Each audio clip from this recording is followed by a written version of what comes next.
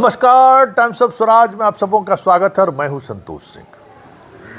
और आज हम टाइम्स ऑफ स्वराज में चर्चा करने जा रहे हैं कि जब लोकशाही कमजोर होता है ना, तो सिद्धार्थ जैसे अफसर बदमस्त हो जाते हैं।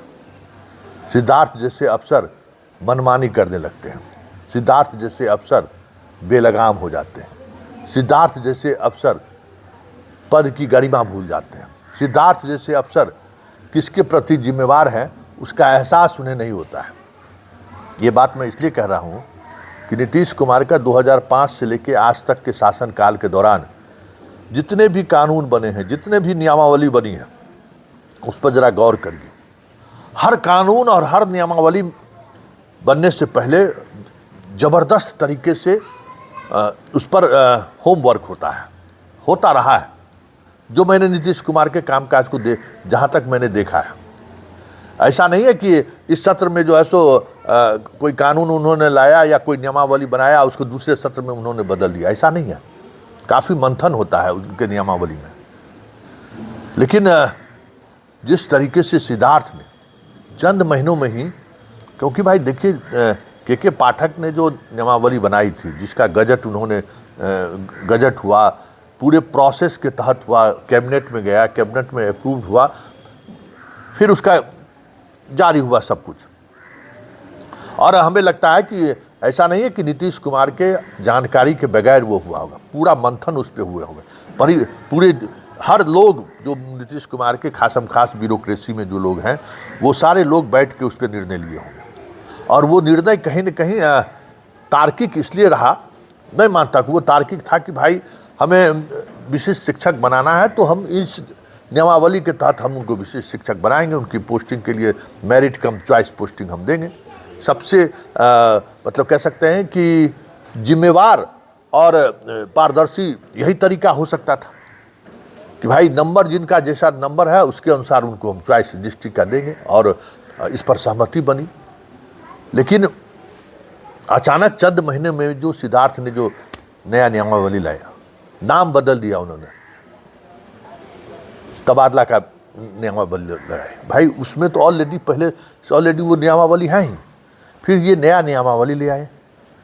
नया नियमावली में जो चीज़ें सामने आए, देखिए 10 नंबर, नया नियमावली में 10 नंबर में उन्होंने क्या लिखा है कि अपने अनुमंडल से बाहर, पास के अनुमंडल में, और अगर जिला बाहर हुआ तो बगल वाले जिले में। खुद इनके 10 नंबर इसमें आप गौर से पढ़िए ना, स्पष्ट लिखा हुआ है। और इन्होंने किया क्या और कह क्या रहे हैं, तो पिछले 2 दिनों से हम इस बात को समझने की कोशिश कर रहे थे। देखिए खबरों के मामले में 2 तरह की चीज़ें होती हैं। एक तो आप ब्रेकिंग खबर चला रहे हैं। अब हम लोग उस दौर से बाहर निकल चुके हैं।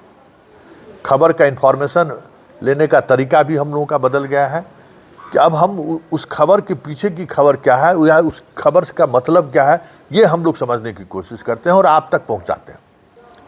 मेरा आज भी मानना है कि नीतीश कुमार से जिस वक्त इस नियमावली का स्वीकृति ली गई होगी या नीतीश कुमार से डिस्कशन हुआ होगा, उस समय कहीं न कहीं सिद्धार्थ हो या सुनील कुमार ये जरूर नीतीश कुमार को कहे होंगे कि इस पाठक के नियमावली में सब शिक्षक परेशान हो जाएगा, शिक्षक लोग एकदम परेशान हो जाएगा, सब पोस्टिंग इधर उधर हो जाएगा।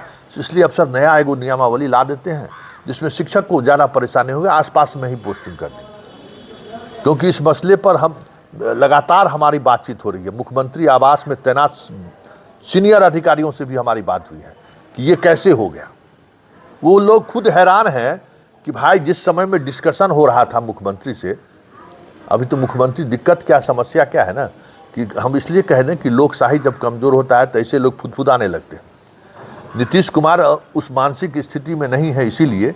तो अगर नीतीश कुमार उस मानसिक स्थिति में रहते तो जब विधानसभा में उन्होंने घोषणा कर दिया कि 10 बजे से 4 बजे तक स्कूल चलेगा, तो किसी IAS का औकात था कि नीतीश कुमार के उस वक्तव्य को नज़रअंदाज कर दे।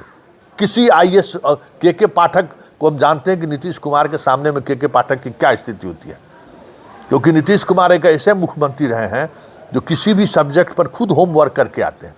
कोई IAS उनको पढ़ा नहीं सकता है।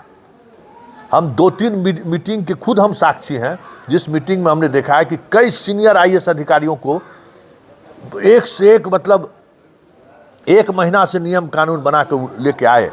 और नीतीश कुमार को, हम ये चंचल कुमार की हम बात कर रहे हैं, हम दूसरे किसी आईएएस की बात नहीं कर रहे हैं, चंचल कुमार की बात कर रहे हैं कि देखिए संतोष जी, म्यूजियम में हम लोग रोज आ रहे हैं, हम लोग नहीं देखिए आए तो कैसा ही गलती पकड़ ली।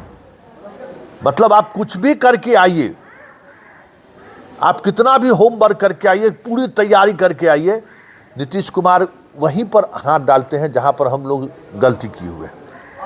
मतलब गजब का प्रतिभा है संतोष जी, ये तो हैरान करने वाली बात।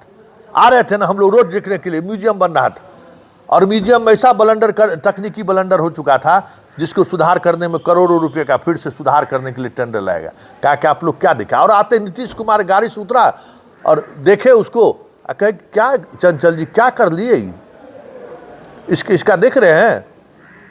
अब बताइए, इतना बड़ा म्यूजियम में कहीं कुछ मतलब एक नज़र में ये गलती ढूंढ लेते। ठीक उसी तरीके से हम लोग कुछ भी नियमावली बनाकर लाएं, कोई भी कानून बना के लाएं, एक बार वो 5 मिनट में पढ़ते हैं तो पता चला कि स्पेलिंग तक, अब आप समझ जाइए कि नीतीश कुमार स्पेलिंग तक शुद्ध करते थे कि देखिए तो इससे स्पेलिंग आपका गलत लिखा हुआ है। इतना मैनेटली चेक करने वाला मुख्यमंत्री, देखिए एक से एक आईएएस अधिकारी नीतीश कुमार के सामने वैसे ही नतमस्तक नहीं रहे हैं। नीतीश कुमार ने अपनी योग्यता वहां साबित की है उतने आईएएस अधिकारियों को, और ये सिद्धार्थ जो किए हैं, जो कुछ भी इन्होंने किया है, कहीं न कहीं मुख्यमंत्री की उस मानसिक हालात का लाभ इन्होंने उठाने का काम किया। और ये जो ट्रांसफर पोस्टिंग है, ये ट्रांसफर पोस्टिंग सिर्फ और सिर्फ माल उगाही के अलावा कुछ नहीं है, ये माल प्रैक्टिस का तरीका है। कैसा नियम बना दो ना, और मुख्यालय से कौन सी ट्रांसफर पोस्टिंग कीजिएगा भाई? अब मुख्यालय में क्या रखा हुआ है? आप मुख्यालय से ट्रांसफर पोस्टिंग कर दिया, उसके बाद जिला वाला सब जो मतलब आप भी वसूलिए या जिला वाला भी उछले, यही ना आपका जो अधीनस्थ कर। ये सारा खेल जो है, ये समझ जाइए, ये सारा खेल जो शिक्षा विभाग के पटना दफ्तर में जो रहने वाले अधिकारी लोग हैं, उसके दिमाग की उपज है, उसके दिमाग से ये सारा खेल हुआ है। और मुख्यमंत्री को मोटे तौर पर यही कर दिया गया कि सर के पाठक ऐसा नियम उलझा दिए ना, बहुत मुश्किल है सर उसको सुलझाना, नियमों में थोड़ा संशोधन करेंगे, सब शिक्षक अपने घर में आसपास में रहेगा, बढ़िया से सर काम करेगा। यही कह के, यही झांसा दे के ये नियमावली के पाठक के नियमावली को बदलाव किया। अब बताइए, वो नियमावली कैबिनेट का अप्रूव्ड नियमावली है, सारा प्रोसेस उसका पूरा हुआ और उस प्रोसेस के तहत परीक्षाएं हुई, सक्षमता परीक्षा हुआ, और उस सक्षमता परीक्षा के आधार पर जो है सो रिजल्ट निकला, मेरिट के अनुसार उनको जिला दिया गया। अब ये किस आधार पर पोस्टिंग करेंगे? आधार क्या होगा? मतलब मेरिट कोई मतलब नहीं है, कहेंगे गुणवत्तापूर्ण पढ़ाई में हम चाहते हैं, तो गुणवत्तापूर्ण पढ़ाई चाहिएगा तो कुछ मेरिट को महत्व दीजिएगा ना भाई, क्यों परीक्षा दिया लोग? अब सक्षमता परीक्षा 2 में आपका क्या क्राइटेरिया रहेगा? किस क्राइटेरिया के तहत सक्षमता 2 का आप रिजल्ट निकालिएगा? क्या आधार रहेगा? तो ये सारी बातें जो है ना, जिस पेचीदगी के साथ चीज़ें सामने आ रही हैं, जो तय मानिए उस पेचीदगी के लिए अगर कुछ भी वजह है तो वो वजह है कि हमारी लोकशाही आज कमज़ोर है। नीतीश कुमार उस मानसिक स्थिति में नहीं है कि उन चीज़ों को वो समझ पाए, या उन तक अभी भी बहुत सारी बातें पहुंच नहीं रही हैं। अगर बहुत सारी बातें पहुंचती तो मेरा मानना था कि ये समस्याएं नहीं होती, और उसी का लाभ एस सिद्धार्थ ले रहे हैं, उसी का लाभ सुनील कुमार ले रहे। सुनील कुमार को तो कोई मतलब ही नहीं है, जहाँ तक सुनील कुमार को लेकर हमारी समझ है, वो मदमस्त आदमी है, अपने तरीके से जीना चाहते हैं, अपने तरीके से शाम के बाद जो है सो अपनी दुनिया में वो रहते हैं। कोई टेंशन तनाव लेने के, जब पटना एसएसपी थे तो तनाव नहीं लेते थे, 4-4 गो अपहरण काहे न हो जाए, तो इस शिक्षा विभाग में कौन सी तनाव लेंगे? तो ये सारी प्रक्रियाएं, जो प्रक्रियाएं सिद्धार्थ ने रखी है सामने में, और अभी भी हम कह रहे हैं कि ये मामला अगर नीतीश कुमार तक, अगर नीतीश कुमार उस स्थिति में रहे जिस स्थिति में लोग मिलने के लिए जाते हैं, और अगर वो पुराने फॉर्म में रहे, तो समझिए कि रातों रात सिद्धार्थ की विदाई हो जाएगी। क्योंकि सिद्धार्थ जो है जबरन मुख्यमंत्री को कह के शिक्षा विभाग का अपर मुख्य सचिव बने हैं। मुख्यमंत्री की इच्छा नहीं थी, लेकिन उन्होंने कहा कि सर हम इसको एक बार देखना चाहते हैं, इसको हम पटरी पर लाना चाहते हैं। तो नीतीश कुमार को लगा कि नहीं ठीक है, यहाँ रहेंगे तो हमारी भी नज़र रहेगी, लेकिन नीतीश कुमार तो अभी उस स्थिति में है नहीं कि जिस स्थिति में वो चीज़ों को समझ सके। लेकिन इतना तय मानिए कि एस सिद्धार्थ ने जो कुछ भी किया है ना, अभी देखिए अभी खेला होना बाकी है, बहुत कुछ होना बाकी है। इस विभाग को मतलब हम कह सकते हैं ना कि अभी तक जितने ACS आए हैं 2005 से, आप देख लीजिए ACS की सूची को आप देख लीजिए। के पाठक की लाख आलोचना कर लिए, लेकिन वो आदमी निर्णय जो लेता था उसको इम्प्लीमेंट करता था। और आप याद रखिएगा कि सिद्धार्थ अभी तक जितने निर्णय लिए हैं, एक एक निर्णय पर गौर करिएगा, 100% एक भी निर्णय इम्प्लीमेंट नहीं हुआ है। चाहे इनका ऐप वाला प्रोसेस देख ही रहे हैं, आजो ऐप खराब है, 7वें दिन ऐप में प्रॉब्लम हो रहा है। हर महीने में चिट्ठी निकालते हैं कि अक्टूबर से सीधा सैलरी बनेगा तो ऐप के सहारे बनेगा, तो ऐप आपका काम ही नहीं कर रहा है। मतलब जो बेसिक इनका चीज़ है वो फेल है। और बाकी देख लीजिए, टेबल बेंच क्या पर जांच कमेटी बनाए, कोई कार्रवाई हुई क्या? इतने फर्जी शिक्षक सामने में आए, कोई कार्रवाई हुआ क्या? के पाठक के समय में जो चीज़ें सामने आई वो स्पष्टता के साथ निर्णय हुआ कि इसको जाना होगा। अभी तक जितने BPSC शिक्षक बहाल हुए हैं, क्या इन्होंने उसका डॉक्यूमेंट्स वेरिफिकेशन कराया क्या कि कहाँ से जो पास है वो डिग्री सही है कि गलत है? कुछ अभी हुआ क्या? अभी तक कोई निर्णय हुआ क्या? कोई स्थिति स्पष्टता के साथ कुछ भी सामने आ रहा है क्या? तो ये हमें लगता है कि बिहार के शिक्षा विभाग का सबसे यादगार ACS ये रहेंगे, जिनके हर निर्णय में कुछ न कुछ ऐसी चीज़ें आई जो वो निर्णय 100% इम्प्लीमेंट नहीं हो सका। इसलिए तबादला नीति भी इनका इम्प्लीमेंट नहीं होगा।